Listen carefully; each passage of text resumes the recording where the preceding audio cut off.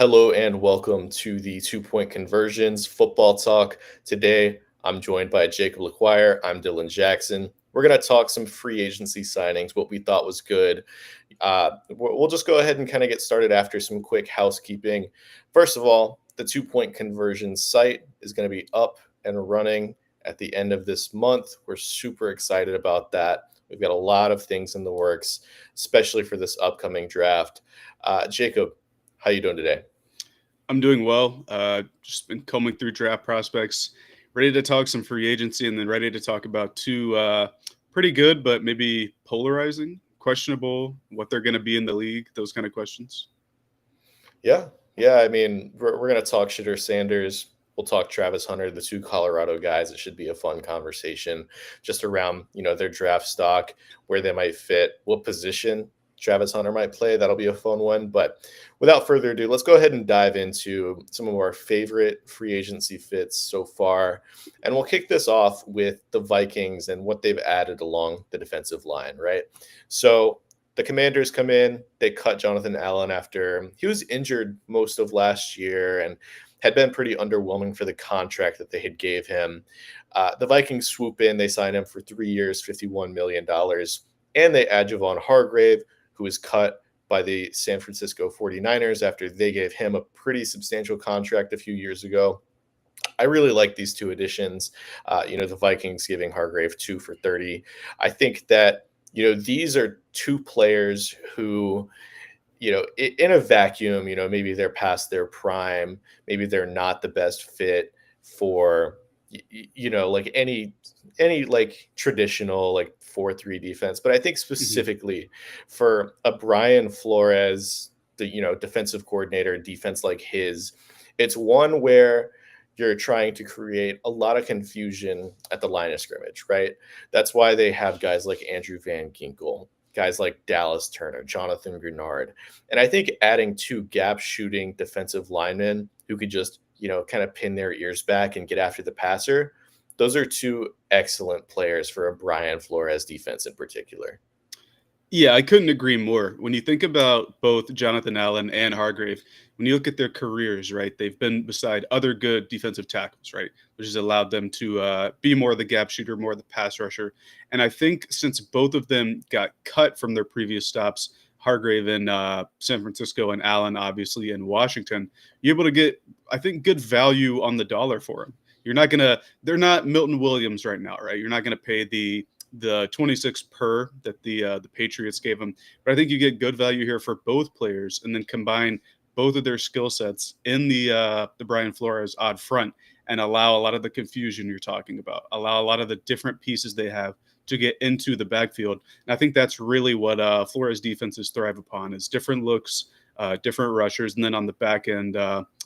Athletic, rangy players that can clean it up. And I know we didn't mention it, but they did re-sign Byron Murphy, and there was talk that he was like the number one or number two corner, and they were able to keep him. And I think that was a all in all good addition for their defense.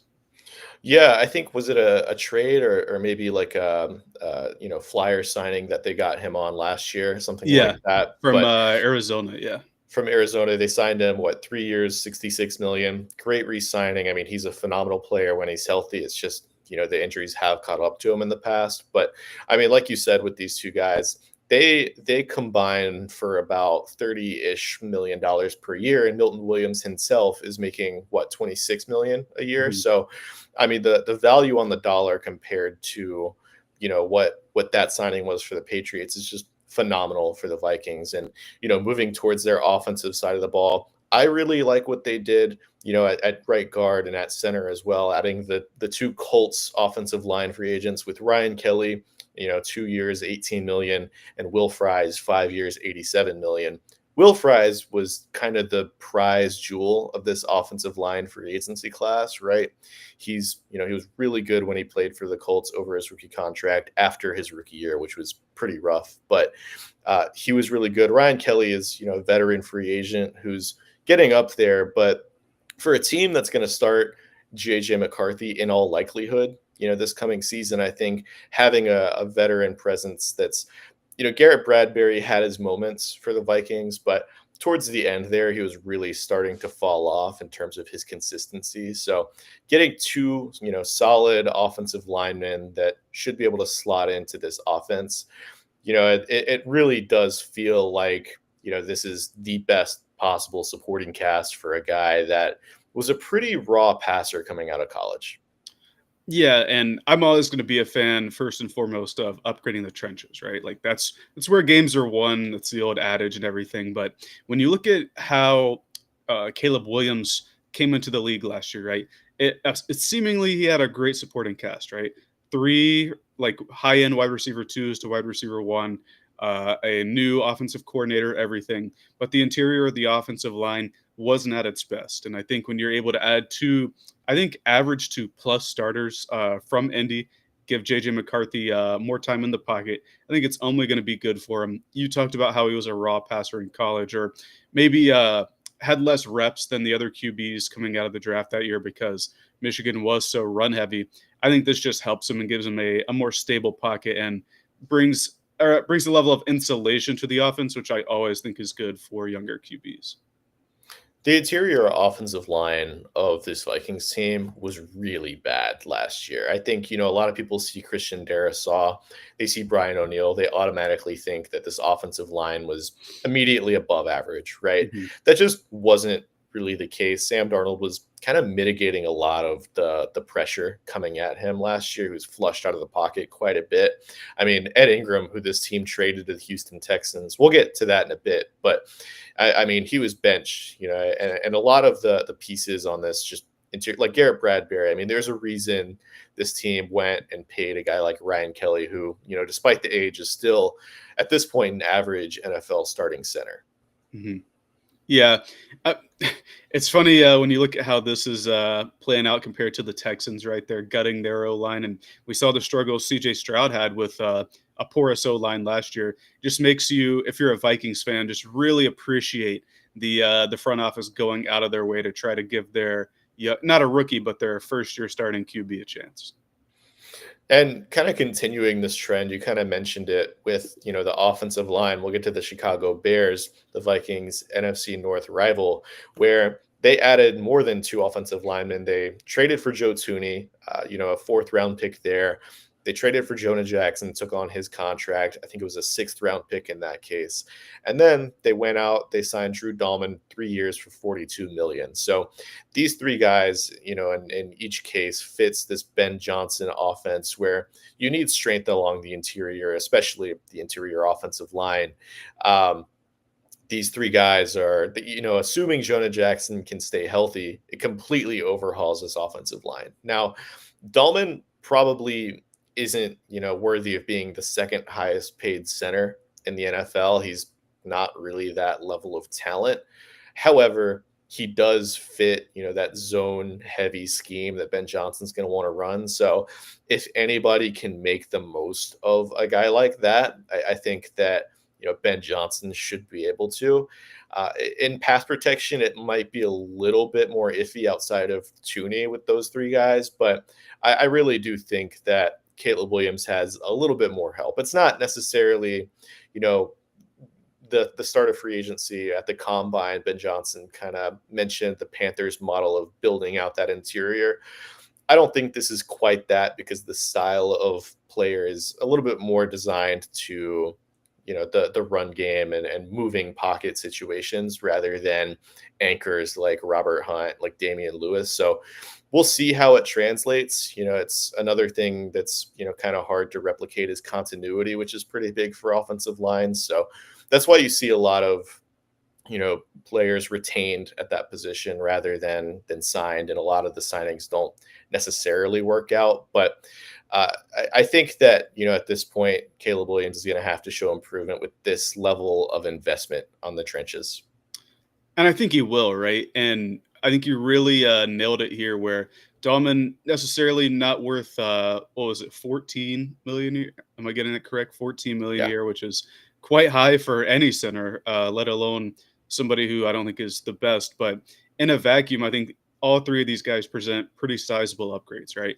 Jonah Jackson, while he's been injured over his time in the NFL, he has familiarity with Ben Johnson, right? He was there, I think, 2 years when Ben Johnson was the quarterbacks coach and then the play caller the first year. So there's familiarity. Dahlman, I think, is certainly an upgrade over. I think they had Bates for part of last year, and I can't remember who the center was for the other part. And then Joe Tooney, while he might be on the back end of his career, really one of the better interior O linemen ever. Like if you look at his accolades Yeah. and Super Bowls, I was thinking about it when he got traded. You could make a case that he's among the best, if not the best, guards ever. And just adding that level of stability and experience for Caleb Williams, I think that's going to allow him to play to his strengths more. I think he's going to be able to not run for his life to try to make something out of nothing, but be able to create a bit more. And that was kind of his superpower in college, right? Was being able to create and finding the intermediate area of the field. I really, another thing about this is that now on the Bears, on the offensive side of the ball for the Bears, I really think that everything's kind of not set, but they can really pick who they want in the draft now. If a Will Campbell gets to him, I think that'd be fine. If an Ashton Genty or a Marion Hampton gets to him, I think that would be fine as well.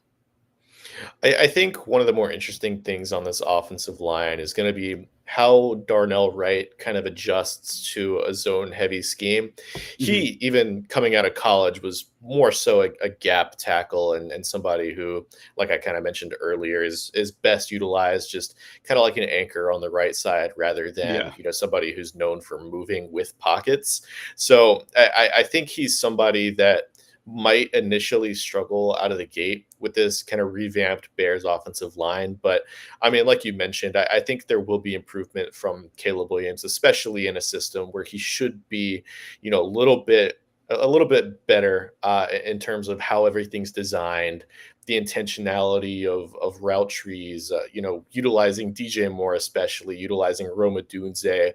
I think there were too many mouths to feed almost with the trio of receivers last year, and with a running back in DeAndre Swift who demanded a lot of catches as well. So I think like you said, if they're able to add a running back either first or second round, they've kind of opened up what they're able to do with the 10th overall pick, not having to necessarily spend it on like a Gray Zabel or Yeah. I don't even think there was an interior offensive lineman that would have fit this team at that spot with a top 10 pick, but it really opens up, maybe they want to add another edge rusher. I know they signed Deo Odingbo and they added a few interior guys as well. So there's a lot that they could do. I kind of think that they'll just take the best running back available at this point, whether it's Genty, whether it's Amari and Hampton. Do you have any kind of thoughts on what they should use that 10th pick on right now? Well, I think we've both been talking about it. Like they have the luxury of choice. I think that was Yeah. kind of the point we were trying to make. And I really, you think about the number 10 pick and a running back being too rich, but I always go back to what Ben Johnson had in Detroit, right? They took Jameer Gibbs with the 12th pick and flourished, really. So I really like both Genty and Hampton. I think Genty for sure is worth it. Like, I guess grading wise is He won't worth it. make And it past this pick. no, I think after this pick, no, but I think he's going to go before. Like I'm Yeah. pretty. I've chalked him to Vegas and all of the like mock draft simulators that I do. So we'll have to see. But yeah, I really like running back for them. And if I don't know, like if Ted McMillan, nah, I don't. They can't go receiver again. I don't think, given how awkward it was last year to try to fit everybody into like give everybody one ball. It's like in basketball, there's only one ball, right? You can't have 5 point guards out there. So we'll have to see. Yeah. I could see them selecting a Will Johnson type, Yeah, adding to the secondary. That would be the one thing where, if they're not taking a running back, that's like a real need for this team. I think maybe they take a guy like Tyler Warren and they just live in like 12 personnel and they have like a true blocking tight end alongside a Cole Kmet who he kind of fell off a little bit this past year where previously I'm not sure if he signed an extension quite yet, but previously he kind of been an above average blocker and pass catcher, but last year he kind of regressed to the Well, point where he was a positive on in neither aspect really. But I mean, that might just be, the design yeah, of how that yeah. offense was. I was gonna say I don't think when Waldron was the coordinator that he utilized like really anybody to their best ability. I think when you Yeah. saw Thomas Brown, the interim head coach, take over. The offense never soared after that, but you could see what the kind of what the purpose was for each player, especially guys like DJ Moore. So Yeah. hopefully, well, I have faith that Ben Johnson knows how to use his players to their best ability, and if Komet truly regress, then maybe they do take a Tyler Warren, or maybe if Loveland, like if they want more of a passing inline tight end, maybe they could favor Colston Loveland. But that's just getting back to the whole idea that they really can choose anybody that they want. Yeah. Continuing with the trend of offensive linemen, I don't know about you, and I know it might be a little bit of a controversial take. I really do like the Dan Moore signing, 4 years, $80 million, alongside Kevin Zeitler, 1 year, $9 million. I think the main point that I kind of want to hit on here is that Dan Moore was really improved, after diving into the numbers this past year. Um, I think that he got a lot of flack early on in his career, but he really improved to the point where he's, maybe not like an above average tackle, but he's probably the 35th best, left tackle, right tackle in the Hmm. NFL at this point, where you're going to get solid play from him. And if you're able to get that and you have money to throw at the offensive line, I think it would be smart to do it, especially if you plan on drafting a quarterback with the first overall pick. It's not gonna be something where you have an unquestionable left tackle for the future. But it's a thing where for the next 2 3 years you have startable left tackle play. We'll see how JC Latham does. He kind of struggled a little bit last year. I'm a little bit concerned about his future in the NFL. I also was a lot lower on him in the draft than most people, but I also don't tend to like those power heavy tackles that kind of rely on their strength, their size more so than their actual skill. But I mean, he has a really great offensive line coach there, so I mean, we'll see how things progress. But moving him over to the right side, I think, is an undeniable win for Tennessee. Additionally, Kevin Zeitler adding just a solid right guard, somebody who you're not going to have to worry about on that side. You're really improving three spots of the offensive line with Dan Moore and with Kevin Zeitler. So I think if anything, this is an indication that the Titans are at this point. You can kind of pen in that it's going to be Cam Ward first overall. I'd be pretty shocked if it wasn't him to the Titans at this point. I think he will go first overall, but the more some stuff on Twitter has convinced me that maybe 1 and 2 get swapped like on draft night or before the draft, like during that week. But to the point we're making here, I think Latham should improve going back to the right side where he was at his best in college. Zeitler has kind of reached mercenary status, right? Like go here, play Yeah. 1 year, stay healthy. We know you're gonna play well for the level you're paid. I think Skaronski is going to improve as well with having a guy that's used to playing left tackle next to him. To the Dan Moore point, it's not his fault that he got paid, or you can't hold it against him that he got paid 20. I think it's 21 million per year. He certainly deserves it. I think other than Ronnie Stanley, he was probably the best tackle on the market. And I think when you take a step back, right? When you look at his production, it's probably you probably don't come to the conclusion that he's worth 21 million per year. But when you look at the fact that he was, I think, a third or fourth round pick, I think it was Texas A&M was where he came out of school, and to go from late day 2, early day 3 pick to starting tackle in an NFL or on an NFL team for multiple years is quite the achievement. And then to go and be like a sought after free agent, you got to just root for that. And as far as it goes for the Titans, I agree with you. I think at minimum, right tackle, right guard, left tackle should improve. And I think the play of Skaronski and Cushenberry, who was quite a sought after center free agent, I think 2 years ago, I think the whole line should improve with more stability and play at natural positions. And I really think that should like knocking on wood make it better for Cam Ward or whomever the QB ends up being. But I'm with you. I really think that it's going to be QB, and I don't think the Titans are going to move too far out of it now that the post combine pre free agency period has passed us. Moving on to yet another offensive lineman addition. There's a ton of these, kind of a trend, I guess. You have the Washington Commanders acquiring Laramie Tunsil for a 2025 third and fourth round pick, as well as a 2026 second and fourth round pick.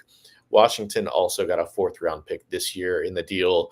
But again, Washington adds, kind of an aging tackle, but considering that they're going to be paying him 2 years, 40 million, I don't really think you could have done better. I mean, what, pay Dan Moore the contract that the Titans just gave him. I think that most people would rather have Tunsil, and I mean Tunsil wasn't what he usually is last year for the Texans, but I feel like a lot of those issues can kind of be drawn towards Bobby Slowick's offensive design as well as the offensive line coach there previously.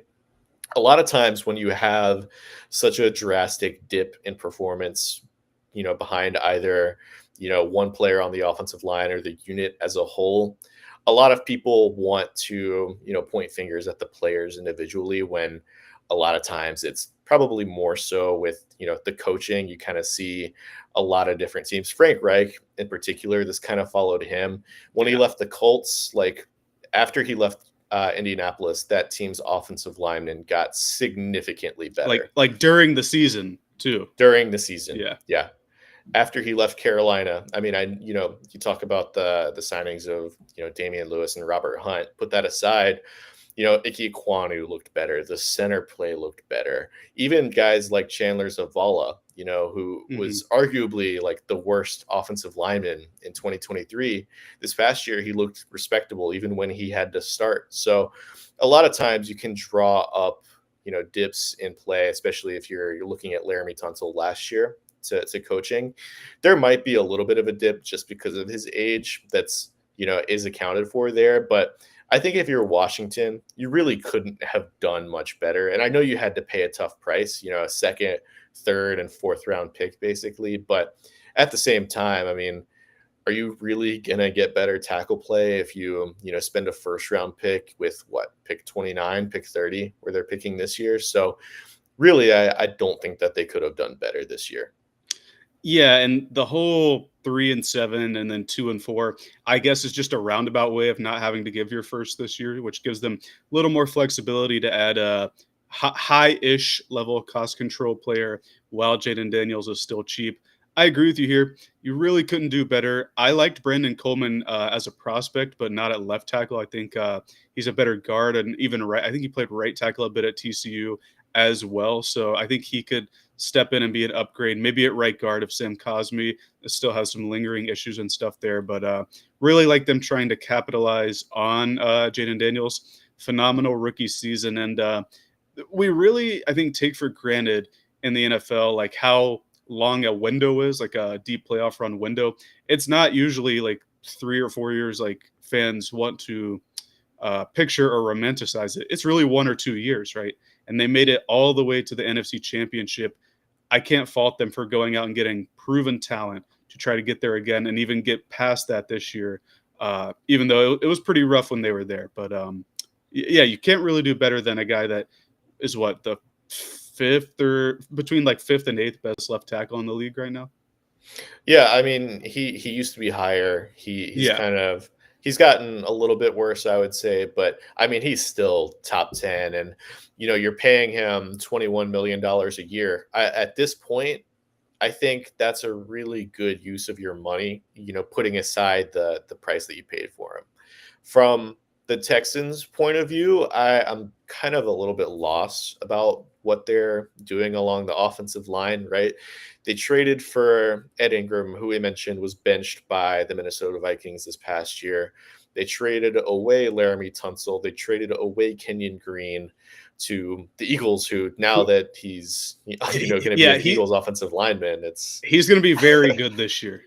yeah, he will be the Eagles starting right guard, and Yeah. he'll become an above average player miraculously. So I think if you're the Texans, it's a little bit troublesome, kind of what's happened this offseason. I think that Daniil Hunter was a really great addition last year. He provided a lot of production from a pass rushing spot, but Nick Caserio loves giving out guaranteed money, which makes it really difficult to push money into the future. So, like the Diggs thing, the way they reworked his deal, Titus Howard's making a lot of money to be a below average offensive lineman this year. I don't love the team building that they've done, just how their cap sheet looks. And this is before you even have to pay CJ Stroud as well and Will Anderson. So it's I'm a little bit concerned about the Texans and the regression that they might see this year after progressing from last year even. But we'll see. Do you have any thoughts on kind of the Texans team building this offseason? Well, maybe to your point, they're trying to make CJ Stroud's value so bad with such a bad O line that they don't have to pay him as much, and they can keep him on a low cap hit for years to come. But I think the trade for where they gave away Kenyon Green and got back Gardner Johnson from the Eagles, I like that for their defense. And truthfully, last year the defense was the strength of their team, even with the O line regression. I think like in a vacuum, CJ Stroud himself regressed a little bit. And I really think they're going to have to pour draft assets into the offense this year for them to stay competitive because, like we're talking about with Windows, the Texans are a perfect example, right? Stroud was like the heir apparent to the league, and they were on the come up. And then very next year, they're looking questionable at best, and in a division where I'm not gonna lie to you. The Colts and the Titans don't really move me, but maybe the Jags can get back into contention with a new head coach and reworked offense. So it's gonna be interesting to see. But you got a feel for Stroud, where I think he had good insulation his first year and he showed out for it, and then has been rewarded last year with bad O line play. Uh, the wide receiver injuries weren't his fault, but then even in this offseason, even worse O line. Maybe who knows? But yeah, questionable at best is what I'd like to say. Yeah, it's maybe the overall bar for the offensive line will be raised with a different offensive line coach and a different offensive coordinator, but you're certainly working with a lot less talent than what you were last year.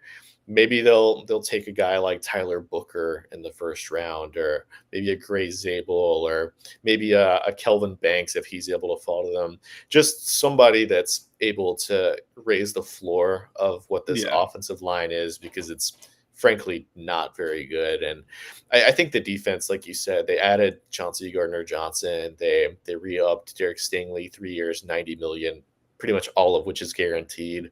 They Mhm. have a really solid interior and defensive line with Anderson, with Daniel Hunter. I think they added, what was it, DJ Reader as well. So I think that overall, like the defense should be good enough, but are you going to get enough from the offensive line and CJ Stroud and those weapons there to kind of be able to compete? So, with that, we'll move on to a team that invested in the trenches. I know a lot of people haven't really liked the Chargers free agency, and I think what they've done on the defensive end is questionable at best, letting Puna Ford walk, signing Dante Jackson to a 2-year deal, signing Benjamin St. Juste as well to a 2-year. Like those two corners alone, like were probably some of the worst Yeah. role players in the NFL last year. I mean, Dante was like below average, maybe not quite as bad as St. Juste, but still not good. With that said, like I really love the addition of Mekhi Becton. I think that he fits exactly what Jim Harbaugh is going to want to establish up front. And you add in Najee Harris, who, I mean, he's not an explosive back. I don't think he's quite lived up to being a first round pick. With that said, I think he's still a pretty good running back and an upgrade over what J.K. Dobbins was last year. Not to mention, you're going to get 17 games of Najee Harris, whereas Yeah. with J.K. Dobbins, like he had his moments last year. He also missed a ton of games. And I think if you're Jim Harbaugh, this this addition of Najee doesn't prevent you from drafting a guy like a Travion Henderson at pick number 22, or maybe if Amari and Hampton falls there, if you want to take a Caleb Johnson. Johnson seems like a Harbaugh type of running back, by the way. Yeah. It doesn't prevent you from making one of those moves, or like we said, it's about kind of creating options for what you do. They signed Andre James today as well from the Oakland Mhm. or Las Vegas Raiders. So they've added to the interior of their offensive line. I don't love the defensive additions, but being able to add to your run game, the identity of your team with just a huge guard in Becton and a power runner in Najee Harris, I think it's a net win for their offense so far. For the offense, for sure, right? We saw, and I like Justin Herbert, but we saw at the end of the year that if it falls onto him to be the winner with the pass game, not necessarily going to happen against a stout pass defense. So improving the run game, I think, was a must for them. And Greg Roman's going to want to run, Harbaugh's going to want to run, and to your point with Najee Harris, 17 games, all 4 years of his career, over 1,000 yards, all 4 years of his career. So while he's not the explosive back that he was at Alabama, he's consistent. And I think that that's what they need from that position. On defense, I think they got worse. But the thing is, coming into last season, at least I kind of thought, I can't speak for you, but myself and my co-host Steve on Perfect Takes, we thought that they had a lot of big names, but not a lot of high value players on their defense coming into the season. And Jesse Mentor, following Harbaugh from Michigan, was able to take a lot of late round draft picks and these guys and really create a like a strong defense throughout the season with that. And that makes me think that maybe they don't need superstars at corner right now. Maybe they just want to fill out their roster and target somebody high in the draft, like a Jade Barron or Will Johnson, if he's able to make it with the familiarity there with Harbaugh and Mentor. Maybe that's the direction they lean in. But I'm certainly not going to count out their defense just based on what I saw Mentor and Harbaugh be able to do last year with I think, less than average talent across the board. But I think there still has to be work to do because they're down to just kind of one edge rusher, one notable edge rusher, I should say, with Khalil Mack returning. So I think at all three levels of the defense, or mainly just the line and the DBs, because I quite like Day and Henley. They have work to do there, but the offense, I like the additions. Yeah, I really like their linebackers. You mentioned Henley. I also think that Junior Colson will get some run this year. Their third round pick out of Jim Harbaugh's Michigan team. I think that they're fine on the second level. At corner, I think that they had a few pretty good picks late in last year's draft. Like Tarheeb Still looked Hmm. pretty good. Like you said, I think that they're going to have to fortify the interior of their defensive line in particular if they want to remain stout against the run game. Like Puna Ford played at Yeah, a and that's what makes tremendous that level. confusing was letting him go. Yeah, and I think, he's getting a little bit older. The Rams gave him quite a bit of money, but, at the end of the day, it's somebody that I think that they would have wanted to maintain. With that said, I still think that offensively, at least, like, they're just continuing to add to their identity. I think they're a receiver away on offense and, maybe a tight end as well. Maybe they're a Colston Loveland team that they're very close to being like just super elite. Having multiple weapons for Justin Herbert, whether it's Lad McConkey or maybe it's a Tet McMillan or something like that. But I think that regardless of what the Chargers do, like they have very clear holes that they're going to have to fill in the draft. So moving forward, I think that they should be able to maintain this playoff, berth in 2025 and hopefully beyond for their sake. But moving on to their crosstown rival, if you could call it that, we have the Los Angeles Rams signing Devontae Adams, 2 years, 44 million. I'll let you take the lead on this one. Yeah, so in a vacuum, or not even in a vacuum, if you look at Devonte Adams' stats when he was on the Jets, wasn't super inspiring. But if you go back and watch, I think over the last 4 or 5 games, he was getting closer to the Devonte Adams that we know and love, like playing at quite a high level. I think he really took the wide receiver one reins from weeks like 12 onward there. It was part of the reason why Rodgers played at a decent level toward the end of the year. But after they move on from Cooper Cup due to money and aging reasons, I think this is a really good compliment with Puka Nakua because what the Rams like to do is use Nakua in all sorts of ways over the middle, bring him in line as a blocker. I think he's going to take over kind of the Cooper Cup role there, and to retain Tutu Atwell as kind of your guy who takes the top off the defense, and add Devonte Adams as a guy who can win on the boundary and over the middle. I really like what Sean McVay is going to be able to deploy in the passing game. I think this is an upgrade over Cooper Cup, who, if at the least Devonte Adams played more than the sporadic amount of games that Cooper Cup has played over the past couple of years. So really like this as an upgrade. And for the Rams, where they certainly surprised me being a deeper playoff team last year, quite close to beating the Eagles in the playoffs. I think this just keeps their offense at least potent while they continue to build a younger defense moving forward. I also like that they resolved the whole Stafford issue. I think you and I talked about that last time. It was like a non-starter issue to me. I don't know how they let it get that far, but retaining him and adding Adams, hopefully making that combo quite strong. I like what they've done on offense so far. I think, with boundary players in particular, receivers, corners, safeties, I think those that rely on, especially like talking receivers in particular, those that rely on their athleticism or their speed or whatever it may be, I think those types of players tend to age less or less well than those that win with, their skill level, their route running. And that's kind of what Adams is like, a route technician. He always has been. So I think, despite being on the other side of 30, he should be a player that, this is $21 million this year, 21 million next year. Despite that figure being so high, I think that he should be able to live up to it because he should age well. And I know the Rams love to use Puka, across the line of scrimmage, however it may be. He's also somebody that misses a ton of time going Mhm. back to his time at BYU. Like this rookie season that he had 2 years ago was kind of an anomaly for him. Like he's always just kind of missed a ton of games. Like last year, he missed what, 7, 8 games. So I think having just a player in Devonte Adams who's pretty consistent in how many games he's going to give you alongside a Puka Nakua, I think that's also a factor that goes into it. And I think Adams certainly is an upgrade over Cooper Cup at this point, and also Yeah. somebody that's a little bit cheaper at this figure than what Cooper Cup was as well. Which is bizarre to think about, right? Given the level of output that Cooper Cup was able to give you, really reflected in the deal he got from the Seahawks, which was 30/2, if I'm not, or no, 30/3, if I'm not mistaken. Uh, so yeah, I really like this as an upgrade for them.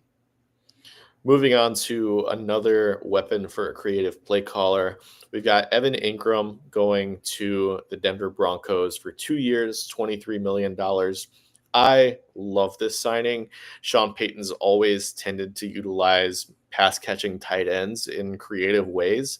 And I think that, Evan Ingram immediately steps into this offense as the second best, receiving option behind Cortland Sutton, who's played really well the past few years. So I think that Sean Payton, ever since he got to the Broncos, has been looking for a premier tight end or running back. And I'm not sure that Evan Ingram is like an all pro caliber guy that he's probably searching for. Maybe he drafts one at running back this year. But I think he's somebody that's just overall going to raise the bar for what this offense is, give Bo Nix another outlet. We saw what Evan Ingram was able to do for Trevor Lawrence early in his career in Jacksonville. And, despite him not quite living up to the contract that the Jaguars rewarded him with, I think that still, I think that he's going to raise the bar for Bo Nix and Sean Payton. And I think that he's going to be around like the 600, 700-yard range this coming season. But, an older tight end, I think that he's just a very fun ad for a Broncos team that's really done a lot in free agency. They signed Talanoa Hufunga. They signed Dre Greenlaw. Those are two really exciting players, especially for a defense that was already really good. But Ingram in my head is just the most fun of what they've done so far. As a Sean Payton hater, back to his days with the Saints, he used to terrorize the Panthers with tight ends, right?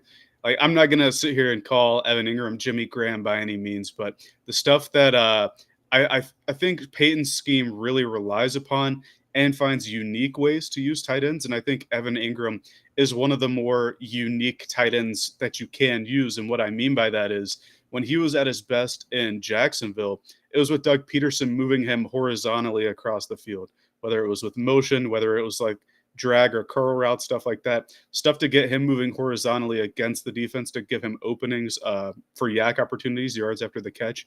And while he's not getting any younger than he was when he was in Jacksonville, I think Sean Payton is really going to know how to utilize him. And like you said, he helped to lift Trevor Lawrence's ceiling, excuse me, with Jacksonville. Should be able to do the same with Bo Nix. I think that, it would have been fun to see a Jawan Johnson make it to the Denver Broncos had the Saints not re-signed him. But you can even kind of see how Sean Payton was utilizing Johnson, even though the stats were minimal. He was still a pretty interesting red zone threat during Payton's last year in New Orleans before faux retiring, I think. So I think that it's a fun addition to a team that's really going to use him well. Moving on, we have the Carolina Panthers adding to their trenches with, Bobby Brown, the nose tackle, Tershawn Wharton, a defensive tackle from Kansas City. They added Patrick Jones from Minnesota, and maybe not a trenches signing, but Trevon Merrick to their secondary. I'll let you take the lead on this one as well. Yeah, we've been talking about trenches for like all of these except the last couple. Carolina really needed to revamp theirs. I think it was the third most rushing yards that they gave up last year, all time.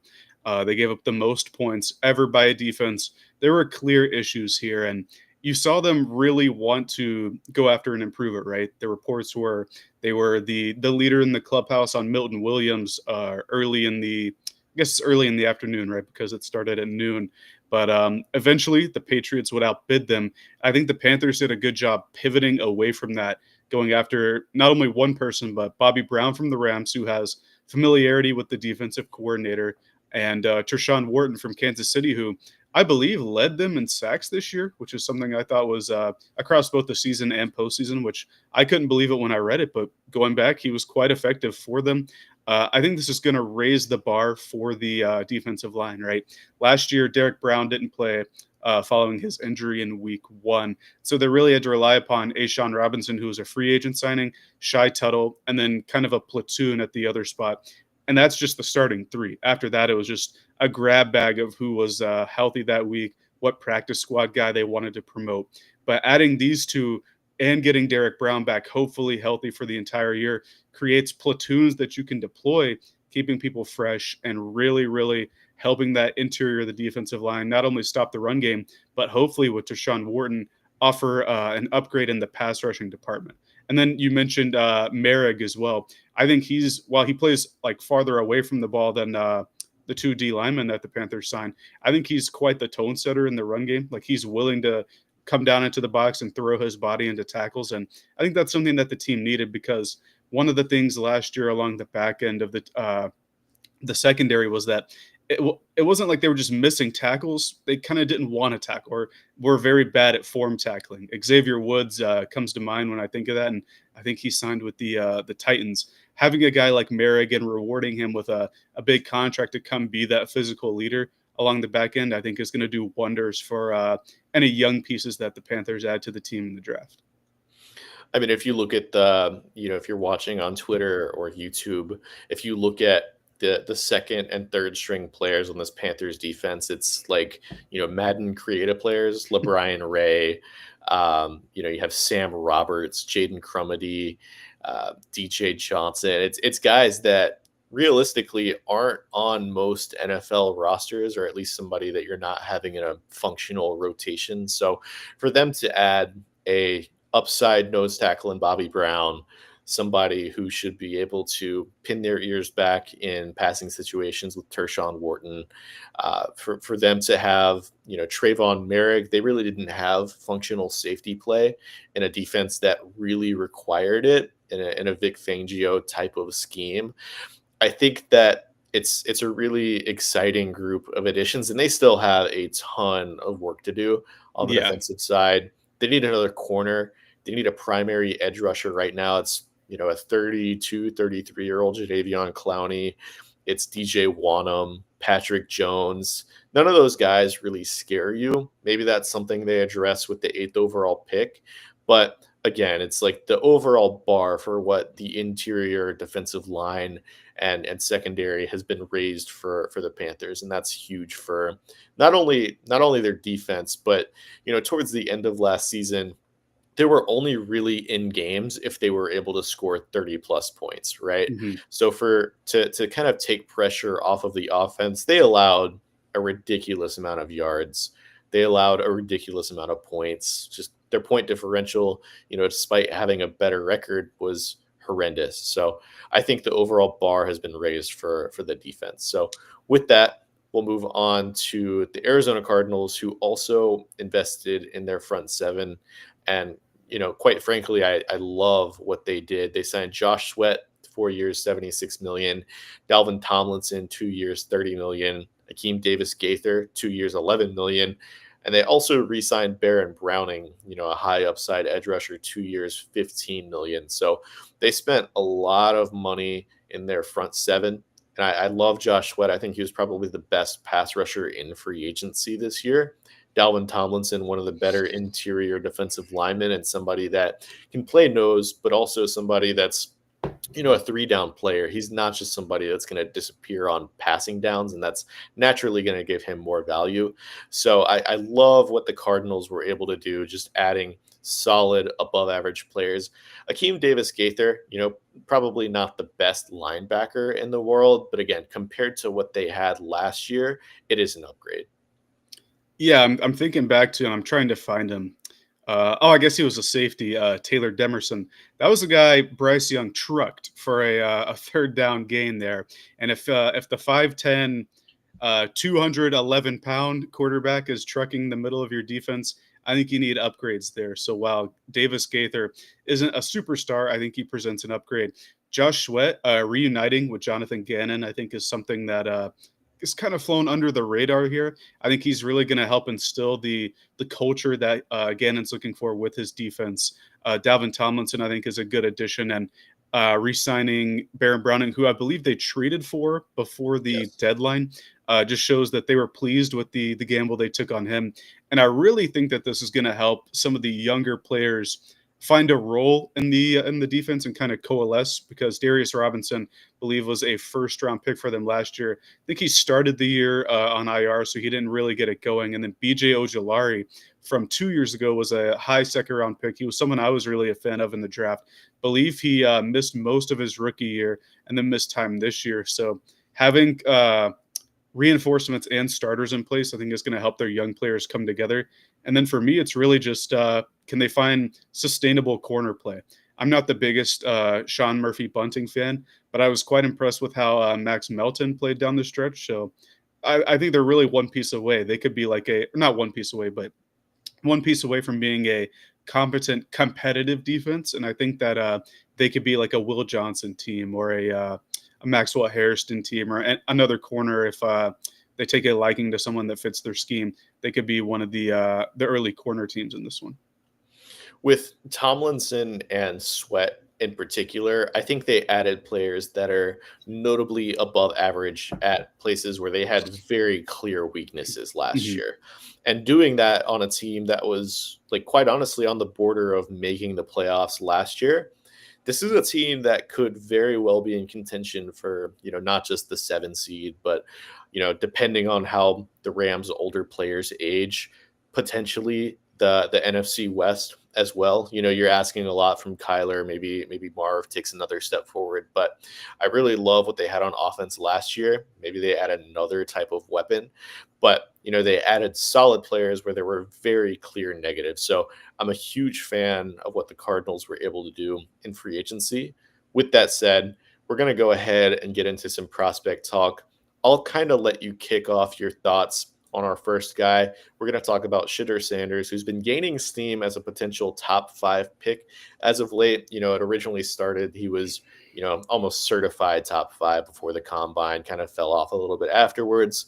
Since then, he's gained steam as, potential top three, top two overall selection. Well, I think he's lucky that he plays quarterback because every year quarterbacks are going to be pushed up, right? It's the most important position. I think it's the position that you shouldn't be penalized for taking swings on every year. And when you're in a class that I think has its own bona fide number one guy in Cam Ward, then after that is really bereft of any structure as it pertains to how the other quarterbacks are ranked. I think having a strong performance this year could really help him, and he did. He was a Heisman finalist. He has helped bring Colorado from probably the worst Power Five program, maybe second worst with Nebraska, when he got there, to almost making the Big 12 championship. They lost on tiebreakers because I think 4 or 5 teams tied for the championship. They had a chance to make the playoff if they got there, but obviously didn't. I thought he had a much better year this year. But I think there are glaring weaknesses in his game. What I like about him is his accuracy and touch. I think he led college football in adjusted completion percentage among the draftable QBs this year. I think he has good field vision. His accuracy goes without saying, but I think he lacks the high level ability to create. And for me, that's always going to be a drawback when you're trying to project to the NFL, which I think is becoming an increasingly more not athletically gifted QB kind of league, but a league where the QB has to bring something beyond pitching and catching. Like a Joe Burrow, he's not increasingly athletic. He's not going to scramble for a billion yards, but his pre-snap evaluations make him quite good, right? Even a guy like Bryce Young, I don't think is going to. He showed the ability to scramble a little bit this year. He's not going to beat you with his legs or his arm or anything, but I think his ability to buy time and find stuff down the field is kind of what has helped him take that leap. And I think I need to see a little bit more from Shedeur Sanders in either of those departments because I don't think the athletic tools are necessarily top end. That being said, I do think he can operate a system better than a lot of the QBs in this class. And I think that's going to be a high enough floor for him for teams to think that they should take a swing on him, think that he can operate their system, and for teams to kind of project him to the league. Because I think if you have a high floor, we've seen over the years past with guys like Bo Nix and Mac Jones, who I think are high floor, very low ceiling prospects that teams are willing to take swings on those kind of guys. Yeah, I think he's definitely a player that somebody's going to be able to convince themselves that he's an NFL quarterback just based off of how he's able to run an offense, based on how he's able to read things out. He's a very low risk player. So I went ahead Mhm. and pulled some numbers earlier today. His big time throw percentage was 5% this past year. All of these is according to PFF. He only threw 1.3% of his throws as turnover worthy plays. And he had a really high passing grade of 90.5. So he's very risk averse in how he operates. And I mean, you don't really have to, take a ton of risks when you're throwing to, 2 or 3 receivers that'll probably get drafted, one of which is going to go top five guaranteed. So I think that, he's a player that a lot of teams are going to be able to sell themselves on, right? Mhm. It's almost like a supercharged version of Mac Jones, almost. And I guess, coming into the draft, they're probably similar level prospects in most teams' eyes, but, maybe Bo Nix kind of allowed teams to take these guys a little bit higher than maybe where they should go. I've got a second round grade on Shedeur. I'm going to be pretty firm on that. That's not to say like I mean, there's only 16 or so first round caliber players that I'm going to have this year. So obviously, second round players are going to get pushed into the top 32 picks, especially if they're quarterbacks. But he's somebody that I think it's really going to depend on the landing spot. He doesn't really have the physical tools that a lot of these top end prospects have. Even Cam Ward kind of lacks some of those tools, but I think in a lesser degree to Sanders, who I think the arm strength is, it is what it is. He has the arm strength to work at the Mhm. NFL level, but I mean, overall, just the arm talent, getting throws on time. There's a lot of throws, at Colorado where he's just a half second too late. I mean, this one that we just saw on this highlight, if you're watching on Twitter or YouTube, you can kind of see, if that's an NFL throw, if he's making that throw at the NFL level, it's probably picked off. And he's just going to have to adjust, his timing, and I think he's going to be able to work, quick game very, very well. It's just going to be how much more outside of that can he do.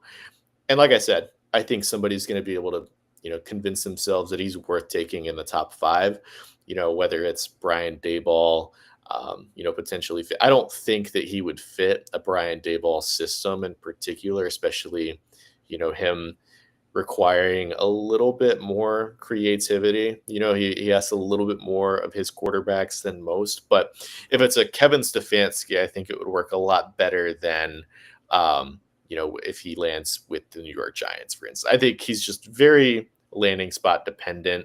Get him a coach that, runs a lot of play action, takes a lot of pressure off of, extending plays. And I think he'll work, fine as a starting quarterback in the NFL. Yeah, and if you look at a lot of these throws, especially the ones that he's kind of driving, he's putting his whole body into them, and I think that that kind of speaks to the lack of high end arm talent. I agree with you. For me, like arm strength is like a threshold, right? If you pass the threshold, you can be an NFL QB.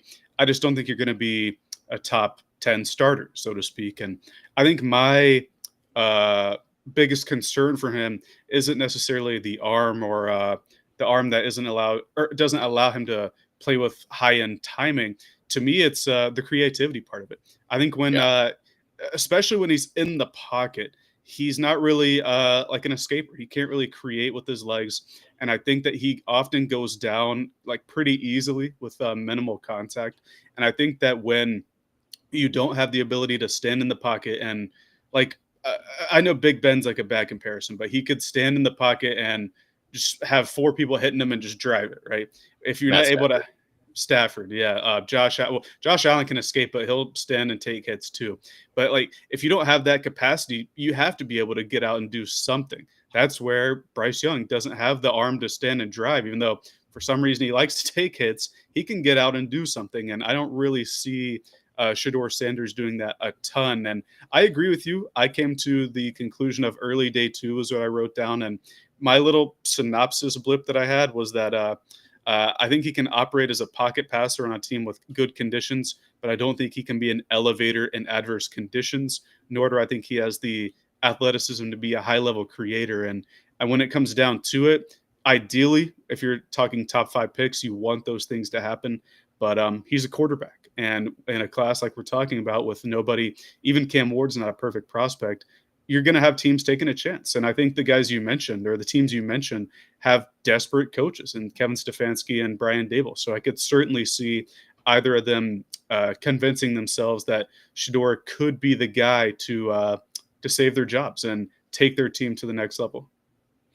I think he would be fine in Cleveland as a starting Yeah. quarterback. Like I think that Stefanski is creative enough. Maybe he adds to the offensive line around them, especially those two tackle spots. But I think that I think you have enough there just from a coaching standpoint. You're creative enough. You can move the pocket enough to where you mitigate those creativity concerns enough to where he can be a franchise quarterback. And the If bar he's in Cleveland is so low too. So right. like I think that's a good landing spot for Sanders because the expectations can't be super high after the incredibly poor play they've gotten after they traded for Watson. So I think Yeah. that's a good from like a PR standpoint, I think that's a really good landing spot for Sanders. It's more so the question with Cleveland is, do you want the high end edge rushing prospect or the quite literally generational level, boundary player in Hunter, or do you want the like 35 to 50% chance that Shedeur Sanders becomes your franchise quarterback, right? Because Mhm. that's probably what the odds are. If you look at, this level of prospect working out as a franchise type of guy, those are likely the odds that you're looking at that he's going to end up becoming what you want. So I think it's an interesting bet if you're Cleveland. I'm just a lot more skeptical about his fit in New York because Dayball doesn't really like to help his offensive line a lot. Like, I mean, he left Evan Neal on an island for like 2 years. So I think that it's less of a fit if you're less willing to add extra blockers, if you're less willing to move the pocket. I wouldn't love the fit if he ends up in New York, but I've been proven wrong before. Malik Neighbors does miracles. So with that, we'll move on to Travis Hunter. I think the most fun player in this draft, electric receiver, electric corner. What are your thoughts on Travis Hunter? Do you think he should play receiver, corner? What's his level of, caliber of prospect that he is? So I'm gonna give myself a little plug here. Earlier on the episode that myself and my co-host Steven recorded on Perfect Takes, we always end it with a hot take, right? And my hot take today is that Travis Hunter is going to be drafted as a receiver. While the corner market has exploded recently, up to 30 million per year, so is the receiver market. And if his agent knows what's good for him, they'll call him a receiver on draft night. Like when they read the little card, it'll say Travis Hunter, wide receiver, Colorado. And I think he really, really can play. Like I think he has a floor as a starting receiver, but I think the special athleticism he has, and the fact that he's been a seasoned corner for so long that he knows how to manipulate the corners he's going against. I think both of those things combined make him a very, very tantalizing receiver prospect. I think the whole mental aspect of the fact that he's been a high level corner is something that has gone kind of under the radar when people talk about him as a receiver, and vice versa as well. He knows kind of what to look for and how to manipulate it, and especially along the boundary where his high level body control can be used to a benefit there, like stopping and starting, tempoing, and then just stopping and making corners fall over. I think that's a kind of a superpower of his, and I really, really think that he's going to have quite the or his range is at the high end of his ceiling. Like I think he can have hit his. I'm trying to say he can hit his ceiling at a higher rate than a lot of other high end prospects can. Yeah, I think the main thing that stands out to me with Travis Hunter is he is an incredibly smart football player. Even, Yeah. just diagnosing what the offense is going to do when he's playing defense, but his manipulation of, opposing corners on the other side when he's playing receiver is just unbelievable. He's incredibly athletic, just truly the best ball skills in this class at any position. I think that if you want to sell your your fan base on any draft pick and you're picking high, you can't really go wrong with Travis Hunter. I mean, he's just an unbelievable athlete all around, regardless of where you play him. He'll find a way to make it work. I personally lean the way of playing him at receiver, right? Mhm. He is a pretty unrefined route runner, and he still won the Bolitnikov, if that tells you what kind of just the overall athleticism and talent level that he's working with. It's just in a different class than any other receiver really that we've recently seen outside of, Marvin Harrison, Malik Neighbors, that type.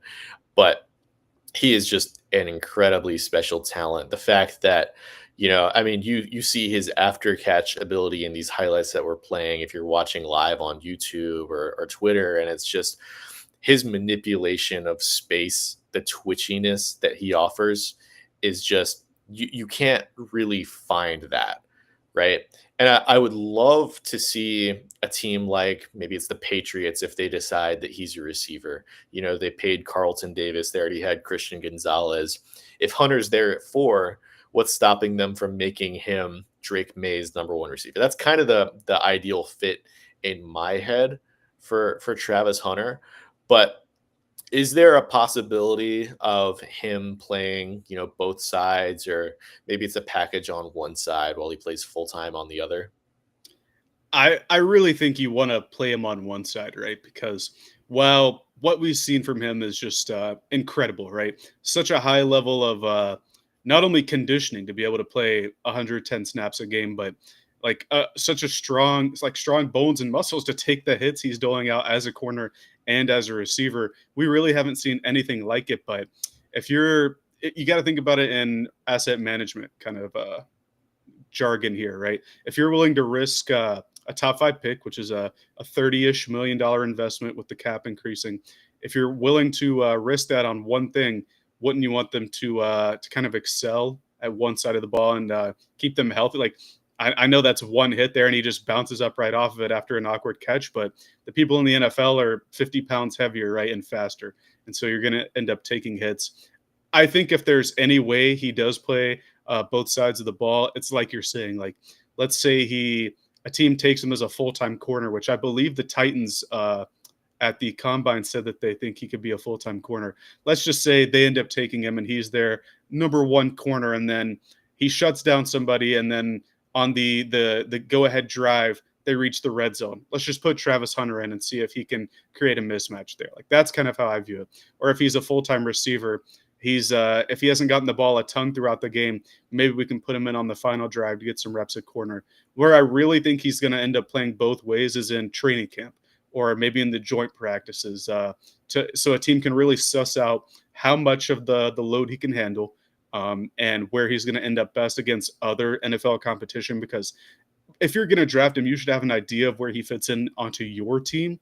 But yeah, like I think the wise thing to do is to keep him on one side of the ball. And to me, I think that's receiver. I think the crazy thing that we haven't really thought about is he's been playing corner most of his life. The two-way stuff has mainly since he got to Colorado. I know he took a few reps at Jackson State, so I think he's kind of like scratching the surface of the potential as playing a receiver.